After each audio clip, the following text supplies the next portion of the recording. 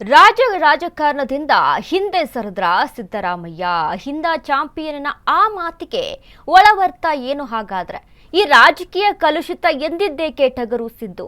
ಯಾಕಂದ್ರೆ ರಾಜಕೀಯವಾಗಿ ಸಾಕಷ್ಟು ಅನುಭವ ಉಳ್ಳಂಥವರು, ಹೆಚ್ಚಾಗಿ ರಾಜ್ಯದಲ್ಲಿ ಅಂದ್ರೆ ಕರ್ನಾಟಕದಲ್ಲಿ ಯಾವ ರೀತಿಯಾಗಿ ರಾಜಕಾರಣವನ್ನು ನಡೆಸ್ಕೊಂಡು ಹೋಗಬೇಕು ಅನ್ನುವಂಥ ನಿಟ್ಟಿನಲ್ಲಿ ಪರಿಣಿತರು.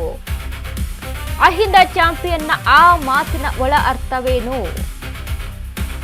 ಈ ರಾಜಕೀಯ ಕಲುಷಿತ ಎಂದಿದ್ದೇಕೆ ಟಗರು ಸಿದ್ದು? ದಶಕಗಳ ಕಾಲ ರಾಜಕೀಯದಲ್ಲಿ ಅಬ್ಬರಿಸಿದ್ದ ಸಿದ್ದರಾಮಯ್ಯ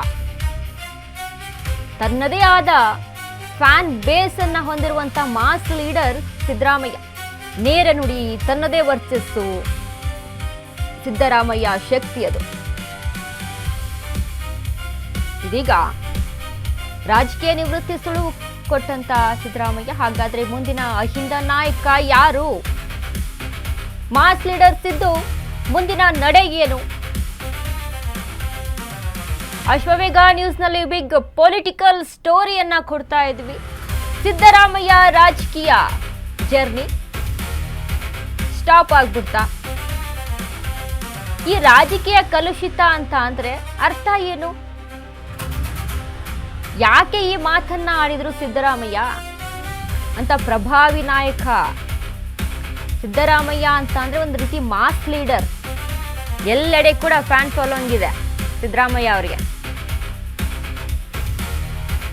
ಅವ್ರದೇ ಆದಂತ ಒಂದು ಗತ್ತನ್ನ ರಾಜಕೀಯವಾಗಿ ನಿರ್ಮಿಸ್ಕೊಂಡು ಅವ್ರದೇ ಆದಂತ ಒಂದು ಸ್ಟೈಲ್ ಅನ್ನ ಕ್ರಿಯೇಟ್ ಮಾಡಿಕೊಂಡು ಅಷ್ಟೇ ರೀತಿಯಾಗಿ ಬಡವರಿಗೆ ಹತ್ತಿರ ಆದಂತ ನಾಯಕ ಸಿದ್ದರಾಮಯ್ಯ.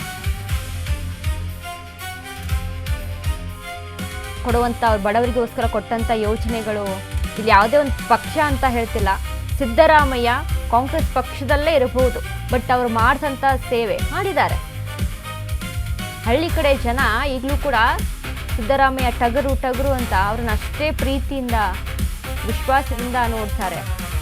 ಕಾರಣ ಅವ್ರು ನಡ್ಕೊಂಡು ಬಂದಂತ ಹಾದಿ, ಅವ್ರದ್ದು ರಾಜಕೀಯ ಜರ್ನಿ. ಬಟ್ ಇದೀಗ ಈ ಅಹಿಂದ ಚಾಂಪಿಯನ್ ಸಿದ್ದರಾಮಯ್ಯ ಆಡಿದಂತ ಆ ಮಾತಿನ ಒಳ ಅರ್ಥ ಏನು? ರಾಜಕೀಯ ಕಲುಷಿತ.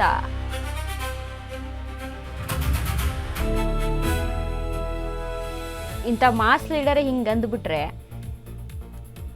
ಇನ್ನು ಹೊಸಬರ ಗತಿ ಏನು ಅಂತ.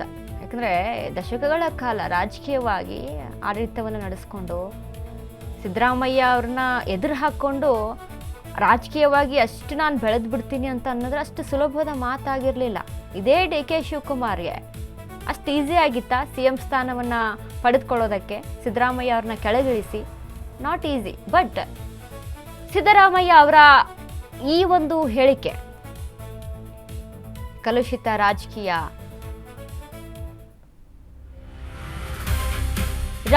ಕಲುಷಿತ, ಹೀಗಾಗಿ ಚುನಾವಣೆಗೆ ಸ್ಪರ್ಧಿಸಲ್ಲ. 2028ರ ವಿಧಾನಸಭಾ ಚುನಾವಣೆಯಲ್ಲಿ ಸ್ಪರ್ಧಿಸುವುದಿಲ್ಲ ಅಂತ ಟಗರು ಹೇಳಿದೆ. ಆದರೆ ಸಕ್ರಿಯ ರಾಜಕಾರಣದಲ್ಲಿ ಇರುತ್ತೇನೆ ಎಂದ ಸಿದ್ದು.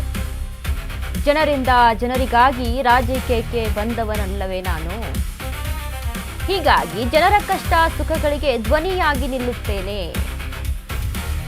ಹಿಂದೆ ಜನರೇ ದುಡ್ಡು ಕೊಟ್ಟು ಗೆಲ್ಲಿಸಿಕೊಂಡು ಬರ್ತಿದ್ರು,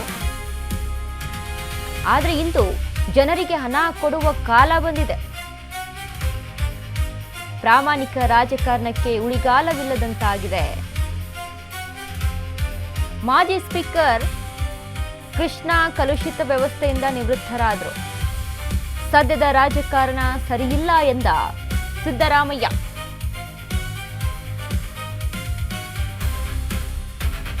ರಾಜಕೀಯವಾಗಿ ಕೆಲವೊಂದಿಷ್ಟು ಓಪನ್ ಸೀಕ್ರೆಟ್ಸ್ಗಳು ಹೀಗೆ ಇದೆ, ಹೀಗೆ ನಡೆಯುತ್ತೆ ಅಂತ ಗೊತ್ತಿದ್ರು ಕೆಲವೊಂದಿಷ್ಟು ಸುಮ್ಮನೆ ಇರಬೇಕಾಗುತ್ತೆ, ಸೈಲೆಂಟ್ ಆಗಿ ಇರಬೇಕಾಗುತ್ತೆ. ಬಟ್ ಹಿಂದೆ ಜನಾನೇ ದುಡ್ಡು ಕೊಟ್ಟು ಗೆಲ್ಲಿಸ್ಕೊಂಡು ಬರ್ತಿದ್ರೆ, ಆದರೆ ಈಗ ನಾವೇ ಜನಗಳಿಗೆ ದುಡ್ಡು ಕೊಡಬೇಕಾದಂಥ ಅವಶ್ಯಕತೆ ಬಂದಿದೆ. ಟ್ರೂ. ಸಿದ್ದರಾಮಯ್ಯ ಅವರ ಈ ಒಂದು ಹೇಳಿಕೆಗಳು ನಿಜವಾದದ್ದು. ಸದ್ಯದ ಸಿಚುವೇಶನ್ಸ್ ಅಲ್ಲಿ ರಾಜಕಾರಣ ಅನ್ನೋದು ಏನಾಗಿದೆ ಅಂತ ಗೊತ್ತು. ಕತ್ತಲ್ ರಾತ್ರಿ ಅಂತ ಹೇಳ್ತೀವಿ. ಒಂದು ಕತ್ತಲ್ ರಾತ್ರಿಯಲ್ಲಿ ಯಾರು ಸಕ್ಸಸ್ ಆಗ್ತಾರೆ ಅಲ್ವಾ, ಅದು ಮಾರನೇ ದಿನ ಆ ಒಂದು ಪಕ್ಷಕ್ಕೆ ಅಲ್ಲಿ ಓಟ್ಗಳ ಸುರಿಮಳೆ ಆಗಿರುತ್ತೆ, ಆ ನಾಯಕ ಗೆಲ್ತಾನೆ. ಇಂಥ ಸಿಚುವೇಶನ್ ಇದೆ. ಬಟ್ ಒಬ್ಬ ಪ್ರಭಾವಿ ರಾಜಕಾರಣಿ ಆದಂಥವ್ರು, ಪ್ರಾಮಾಣಿಕ ರಾಜಕಾರಣಿ ಆದಂಥವ್ರು ಸಿದ್ದರಾಮಯ್ಯ ಅಂತ ಅಂದರೆ ಸಾಮಾನ್ಯ ಅಲ್ಲ. ಎಷ್ಟು ಬಜೆಟ್ ಮಂಡನೆ ಮಾಡಿದ್ದಾರೆ, ರಾಜಕೀಯವಾಗಿ ಅಂದರೆ ಒಂದು ಇಂಚಿಂಚು ರಾಜಕಾರಣ ತಿಳ್ಕೊಂಡಂಥ ಪ್ರಭಾವಿ ನಾಯಕ ಸಿದ್ದರಾಮಯ್ಯ.